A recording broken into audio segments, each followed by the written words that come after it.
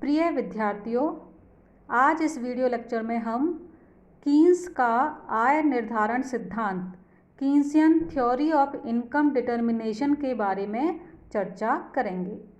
विद्यार्थियों, कीन्स के सिद्धांत में राष्ट्रीय आय का निर्धारण दो प्रकार से होता है, समस्त मांग तथा समस्त पूर्ति की समानता के द्वारा, अर्थात equality of aggregate demand and aggregate supply के माध्यम से, और दूसरा बचत निवेश समानता द्वारा, सेविंग एंड इन्वेस्टमेंट इक्विलिटी के माध्यम से। विद्यार्थियों, राष्ट्रीय आय निर्धारण के कीन्स मॉडल को सरलता के लिए हम 3 रूपों में प्रस्तुत कर सकते हैं। पहला है द्विक्षेत्रीय मॉडल, 2 सेक्टर मॉडल, दूसरा है त्रिक्षेत्रीय मॉडल, 3 सेक्टर मॉडल, और तीसरा है 4 क्षेत्रीय मॉडल, 4 सेक्टर मॉडल। द्विक्षेत्रीय मॉडल और त्रिक्षेत्रीय मॉडल को हम बंद अर्थव्यवस्था से संबद्ध मॉडल बोलते हैं, जिसमें आयात निर्यात नहीं होता है, और 4 क्षेत्रीय मॉडल को हम खुली अर्थव्यवस्था का मॉडल बोलते हैं, जिसमें आयात निर्यात होता है। इस वीडियो लेक्चर में हम 2 सेक्टर मॉडल को डिस्कस करेंगे। विद्यार्थियों, 2 सेक्टर मॉडल में अर्थव्यवस्था में केवल 2 क्षेत्र होते हैं, घरेलू क्षेत्र तथा व्यवसाय क्षेत्र। अर्थव्यवस्था में केवल उपभोग तथा निवेश व्यय होता है, और यह उपभोग और निवेश व्यय कुल अंतिम उत्पाद के बराबर होता है। और इसमें 2 सेक्टर मॉडल में हम अर्थव्यवस्था को बंद अर्थव्यवस्था मानकर चलते हैं, जिसमें विदेशी व्यापार नहीं है। 2 सेक्टर मॉडल में सरकार की भी कोई भूमिका नहीं है, इसलिए सरकारी व्यय और कर नहीं होते। हम यहाँ यह भी मानकर चल रहे हैं कि निवेश स्वायत्त निवेश है, यानी निवेश है वह आय से स्वतंत्र है, और उपभोग फलन आय के सभी स्तरों पर स्थिर है। और इसके अलावा अर्थव्यवस्था में जो निगम फर्म भी नहीं हैं, इसलिए अवितरित लाभ भी नहीं हैं। इसके फलस्वरूप अर्थव्यवस्था में जो डिस्पोजेबल इनकम है, वैयक्तिक आय है, वह राष्ट्रीय आय के बराबर है। विद्यार्थियों, अब हम जो 2 सेक्टर मॉडल है उसमें, जैसा कि मैंने बताया कि राष्ट्रीय आय का जो संतुलन स्तर है वह 2 विधियों से हम देखेंगे, समग्र मांग और समग्र पूर्ति की समानता के द्वारा, और दूसरा बचत निवेश समानता के द्वारा। विद्यार्थियों, 2 सेक्टर मॉडल में हम जानते हैं कि जो नेट नेशनल प्रोडक्ट है, शुद्ध राष्ट्रीय उत्पाद है, वह राष्ट्रीय आय के बराबर है, और वह C+I के बराबर है। और दूसरा प्रयोज्य वैयक्तिक आय, जो डिस्पोजेबल इनकम है, वह C+S के बराबर है। क्योंकि अर्थव्यवस्था में जो आय होती है, या तो उपभोग की जाती है या बचा ली जाती है। कहने का मतलब ये है कि जो C+S है वह अर्थव्यवस्था में प्रयोज्य आय को व्यक्त करती है, और जो आय है वह जो प्रयोज्य आय के बराबर होगी। जो NNP है वह डिस्पोजेबल इनकम के बराबर है। हम यहाँ पर इस समीका के माध्यम से देख रहे हैं, तो इसलिए C+I = C+S होगा, और हमारा I = S के बराबर होगा। जो निवेश है वह बचत के बराबर होगा। यहाँ जो आइडेंटिटीज आप देख रहे हो, जिसको हम नेशनल इनकम अकाउंटिंग में भी डिटेल में अध्ययन कर चुके हैं, तो यहाँ पर जो C+I है, यह अर्थव्यवस्था में समस्त मांग को दर्शा रही है। जो समस्त मांग है, एग्रीगेट डिमांड है, वह उपभोग व्यय और निवेश व्यय के जोड़ के बराबर है। अर्थव्यवस्था में जो मांग है वह या तो उपभोग वस्तुओं के लिए की गई मांग है, या निवेश वस्तुओं के लिए की गई मांग के बराबर है। और जो C+ है, C+S है, वह अर्थव्यवस्था की समस्त पूर्ति को व्यक्त करती है। इसका मतलब यह है कि जो कुल उपभोग है सी, वह वस्तुओं और सेवाओं, सी से उपभोक्ता वस्तुओं और सेवाओं का उत्पादन होता है, और जो बचते हैं वह पूंजी वस्तुओं के उत्पादन में निवेश की जाती हैं। तो सी प्लस एस अर्थव्यवस्था में समस्त पूर्ति को व्यक्त करता है। जब हम राष्ट्रीय आय के निर्धारण की बात करते हैं तो सी प्लस आई और जो कि समग्र मांग को बताता है, और सी प्लस एस जो कि समस्त पूर्ति को बताता है, इनके परस्पर कटान का बिंदु हम राष्ट्रीय आय निर्धारण में प्रभावपूर्ण मांग का बिंदु होता है। हम रोजगार के निर्धारण में भी प्रभावपूर्ण मांग का डिटेल में अध्ययन कर चुके हैं। तो इन दोनों विधियों से जब हम राष्ट्रीय आय का निर्धारण करते हैं बचत और निवेश समानता के द्वारा और समस्त मांग तथा समस्त पूर्ति की समानता के द्वारा, तो दोनों विधियों से एक जैसे ही परिणाम आते हैं। हम इन दोनों विधियों को आगे एक चित्र में स्पष्ट कर सकते हैं। विद्यार्थियों, यहाँ आपको चित्र दिखाई दे रहा है। इस चित्र के दो भाग हैं। ए भाग, इसमें समस्त मांग और समस्त पूर्ति फलन के माध्यम से आय निर्धारण को दिखाया हुआ है, और जो ये बी पार्ट है उसमें बचत और निवेश समानता के माध्यम से आय निर्धारण को दिखाया गया है। हम सबसे पहले ए पार्ट को डिस्कस करते हैं, ऊपरी वाली भाग को डिस्कस करते हैं। इसमें ओ एक्स अक्ष पर आप देख रहे हैं वाई यानी राष्ट्रीय आय दिखाई हुई है, और ओ एक्स अक्ष पर उपभोग व्यय, निवेश व्यय और बचत दिखाया हुआ है। यहाँ पर विद्यार्थियों आप देख सकते हैं कि जो सी प्लस एस रेखा है वह समस्त पूर्ति फलन को व्यक्त कर रही है, सी प्लस एस रेखा, और जो सी प्लस आई रेखा है यह समस्त मांग को व्यक्त कर रही है। इस चित्र में विद्यार्थियों ये जो 45 डिग्री की लाइन है जिसको हम सी प्लस एस रेखा बोल रहे हैं, ये एग्रीगेट सप्लाई फंक्शन को व्यक्त करता है। कीन्स के मॉडल में यह बहुत महत्वपूर्ण माना जाता है, और इस सी प्लस एस लाइन जो आपको दिखाई दे रही है 45 डिग्री की, इसकी खास बात यह है कि इसके हर बिंदु पर कोई भी बिंदु ले लीजिए, ये ले लीजिए, चाहे ये ले लीजिए, कोई भी बिंदु ले लीजिए, उस पर वर्टिकल डिस्टेंस और हॉरिजॉन्टल डिस्टेंस दोनों समान होती है। और हम क्षैतिज अक्ष पर जो ओ एक्स अक्ष है उस पर हम कुल आय को मापते हैं, और जो वर्टिकल डिस्टेंस है ये वाला, इस पर हम कुल व्यय को मापते हैं। तो जो सी प्लस एस रेखा है वह एग्रीगेट सप्लाई या समग्र पूर्ति फलन के रूप में होती है, और यह आय इक्वल टू व्यय की सूचक भी होती है। अब विद्यार्थियों यहाँ पर देखिए कि जो ये सी दिखाई दे रहा है, यह जो सी दिखाई दे रहा है यह सी उपभोग फलन है जो आय और उपभोग के संबंध को व्यक्त करता है।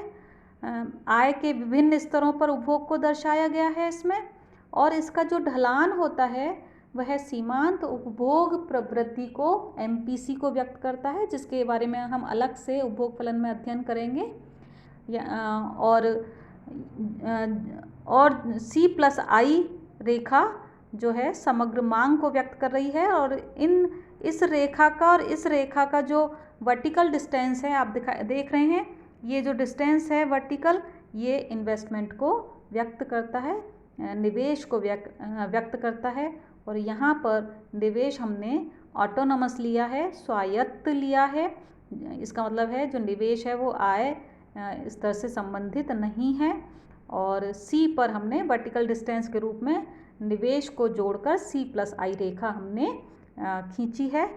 अब यहाँ पर देखिए कि सी प्लस आई जो रेखा है वह सी प्लस एस को इस ई पॉइंट पर आप देख रहे हैं, इस ई पॉइंट पर काटती है, और राष्ट्रीय आय का निर्धारण OY यहाँ पर होगा, क्योंकि यहाँ पर समग्र मांग समग्र पूर्ति के बराबर है।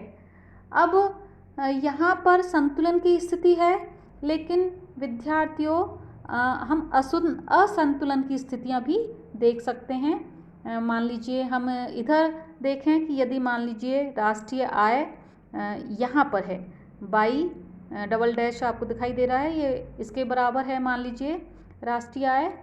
तो इस स्थिति में आप देख रहे हैं कि जो हमारा C+S है वह ज़्यादा है C+I से। आप इसको देख सकते हैं, यहाँ पर C+I रेखा यह है और C+S रेखा यह है, तो दोनों में C+S ज़्यादा है, C+I कम है। यानी इसका मतलब यह है कि आय के OY" स्तर पर उपभोक्ता जो व्यय कर रहे हैं वह उपभोग पर वह इस डिस्टेंस के बराबर है, और जो बचत कर रहे हैं वह ये आपको S दिखाई दे रहा है, डार्क किया हुआ ब्रैकेट दिखाई दे रहा है, ये S के बराबर है, इतनी बचत है। लेकिन जो निवेश है वह निवेश कम है, निवेश A के है, और जो बचत है वह AE" के बराबर है। यानी यहाँ पर आप देख सकते हैं कि बचत ज़्यादा है और निवेश कम है। कहने का मतलब ये है कि ऐसी स्थिति में जो उपभोक्ता हैं वो अपने उपभोग पर कम व्यय कर रहे हैं, बचत अधिक कर रहे हैं। ऐसी स्थिति में जो वस्तुओं का अतिरेक व्यवसायियों के पास इकट्ठा हो जाएगा अनैच्छिक माल सूचियों के रूप में, अनइंटेंडेड इन्वेंट्रीज के रूप में उनके पास जमा हो जाएगा, यानी उनके पास स्टॉक में माल इकट्ठा हो जाएगा, जिससे उन्हें उत्पादन को कम करने की प्रेरणा होगी, और उत्पादन कम होने से राष्ट्रीय आय कम होगी। यानी राष्ट्रीय आय इधर रिवर्स Y की तरफ जाएगी, यानी राष्ट्रीय आय कम होगी। यानी जब निवेश कम है, बचत अधिक है, यानी जो समग्र मांग है वह कम है और समग्र पूर्ति ज़्यादा है इस E" बिंदु पर, तो यहाँ पर जो राष्ट्रीय आय है उसमें घटने की प्रवृत्ति लागू होगी।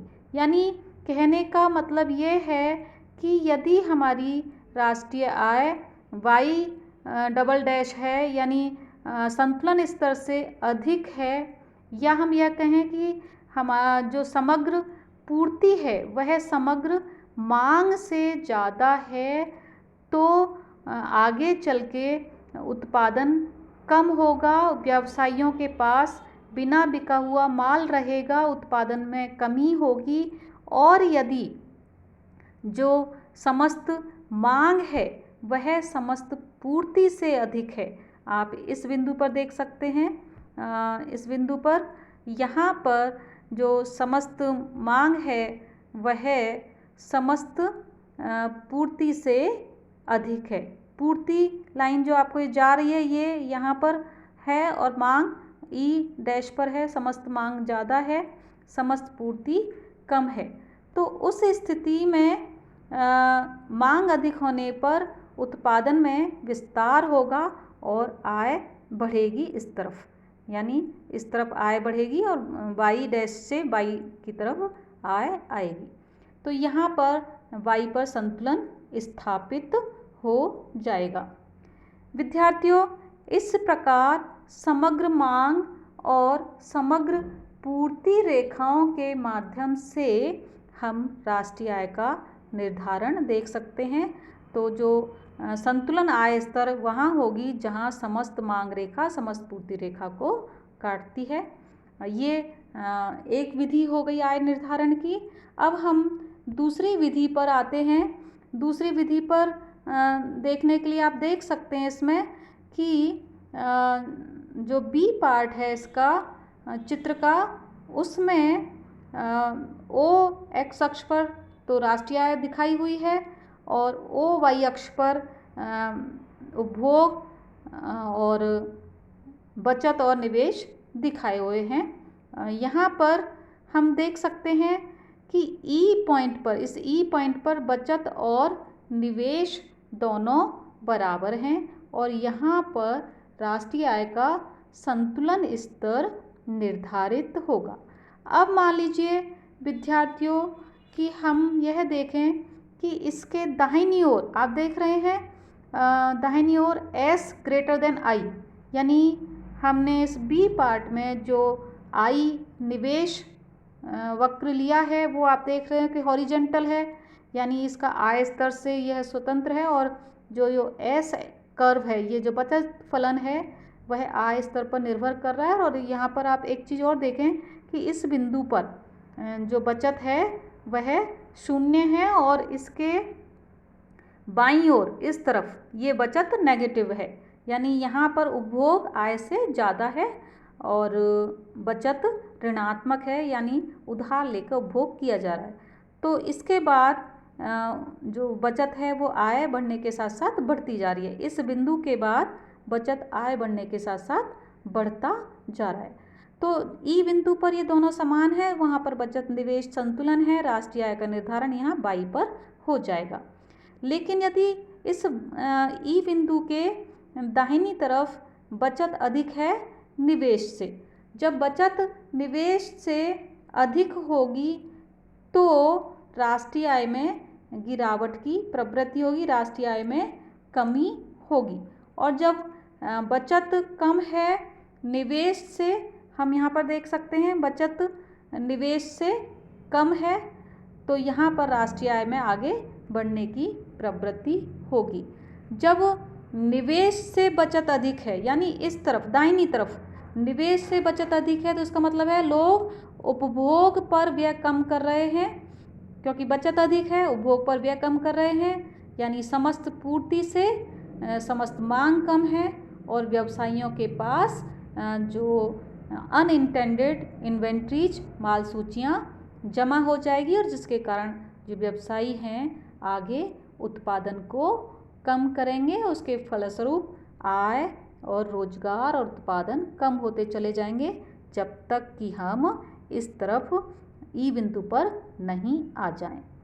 और जब बचत कम है निवेश से, तो आय में वृद्धि की प्रक्रिया लागू होगी, यानी प्रत्याशित निवेश यदि प्रत्याशित बचत से अधिक है, इस तरफ हम देख रहे हैं प्रत्याशित निवेश से जो प्रत्याशित बचत कम है, तो उस स्थिति में क्या होगा कि समस्त पूर्ति जो है समस्त मांग जब प्रत्याशित निवेश प्रत्याशित बचत से अधिक है, उसका मतलब है कि समस्त पूर्ति से समस्त मांग अधिक है और व्यवसायी अपनी जो इन्वेंट्रीज हैं उनमें कमी करेंगे और उत्पादन को बढ़ाएंगे।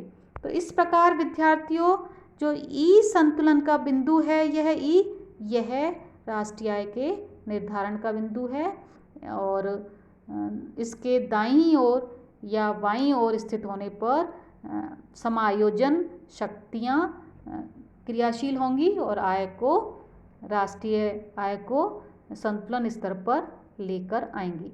तो इस प्रकार राष्ट्रीय आय का निर्धारण बचत निवेश समानता या समग्र मांग और समग्र पूर्ति की समानता के माध्यम से होता है। हम यहाँ पर 2 सेक्टर मॉडल को डिस्कस कर रहे हैं। विद्यार्थियों इस 2 सेक्टर मॉडल को हमने डायग्राम के माध्यम से भी देखा। अब हम इसको एक न्यूमेरिकल एग्जाम्पल लेकर भी इसको देख सकते हैं कि मान लीजिए हमारे पास जो उपभोग फलन है वह हमें दिया हुआ है C = 40 + 0.80y और हम यहाँ पे देख रहे हैं कि जो C है वह रैखिक फलन के रूप में यहाँ दिया हुआ है और नियोजित निवेश मात्रा I 60 दी हुई है। तो हम संतुलन स्थिति में आय, उपभोग और बचत की राशि ज्ञात कर सकते हैं, क्योंकि हम जानते हैं कि संतुलन में C प्लस आई के बराबर y होता है, y is equal to C plus I. तो इस समीकरण में C और I की हम वैल्यू रखेंगे, हमारा ये समीकरण आ जाएगा। इसको हम जब सॉल्व करेंगे नेक्स्ट स्टेप में तो यह आ जाएगा, और इसको आगे जब हम सॉल्व करेंगे तो आप देख रहे हैं हर स्टेप बाय स्टेप चलेंगे, तो इससे सॉल्व करने के बाद हमारी y 500 के बराबर आएगी, जो कि संतुलन स्तर का y होगा, राष्ट्रीय आय का संतुलन स्तर होगा। अब हम इस संतुलन स्तर का जो y 500 रुपये है, इसको यदि हम उपभोग फलन में रख देंगे, जो हमारा ये उपभोग फलन है उसमें हमने y इक्वल टू 500 रखा है, तो इससे हम कैलकुलेट करके C की वैल्यू हमने निकाल ली, 440 आ गई। और चूँकि हम जानते हैं कि जो y है उसमें से यदि हम C घटा दें तो वह हमारा S आ जाएगा, क्योंकि y equal to C plus S होता है। तो S निकालने के लिए y माइनस C किया हुआ है, और y में से जो हमारा 500 है उसमें से हमने उपभोग घटा दिया है, तो आपका जो S है वो 60 आ गया, और हम देख रहे हैं कि S 60 ऊपर हमारे I 60 के बराबर ही है। तो यह जो समस्त मांग और समस्त पूर्ति के आधार पर आय निर्धारण की विधि हो गई। दूसरा हम देख सकते हैं इसी चीज़ को S इक्वल टू आई के द्वारा भी हम संतुलन आय स्तर ज्ञात कर सकते हैं। तो हमको जब उपभोग फलन दिया हुआ है, निवेश फलन दिया हुआ है, हमें बचत फलन निकालना है, तो बचत फलन निकालने के लिए S equal to y minus C करेंगे हम, और y में से C घटाने के लिए हम y में से C जो हमारा ये दिया हुआ है ऊपर, इसको शुरुआत में इसको हम y में से C घटाएंगे, तो हमारा ये ये बचत फलन आ जाएगा, ये वाला -40 प्लस 0.20y, ये बचत फलन है। आप देख रहे हैं इसमें -40 है, ये इसका मतलब है कि जब आय का स्तर मतलब 0 है तब भी बचत -40 है, जिसका मतलब है कि ऋणात्मक बचत है। फिर इसके अलावा जो संतुलन आय स्तर हम S इक्वल टू आई निकालेंगे, S को I के बराबर रखेंगे, तब हमारी संतुलन आय स्तर पुनः आप देख सकते हैं, इसको सॉल्व करेंगे तब 500 के बराबर आ जाएगी। तो कहने का मतलब यह है कि विद्यार्थियों कि हम राष्ट्रीय आय निर्धारण के कीन्स मॉडल में जो बचत निवेश समानता है और समग्र मांग समग्र पूर्ति की समानता, इन दोनों विधियों से राष्ट्रीय आय का निर्धारण देख सकते हैं। अभी हमने 2 सेक्टर मॉडल देखा। आगे इस टॉपिक के अगले वीडियो में हम 3 सेक्टर मॉडल को देखेंगे राष्ट्रीय आय निर्धारण के। अभी के लिए इतना ही काफ़ी। Thank you.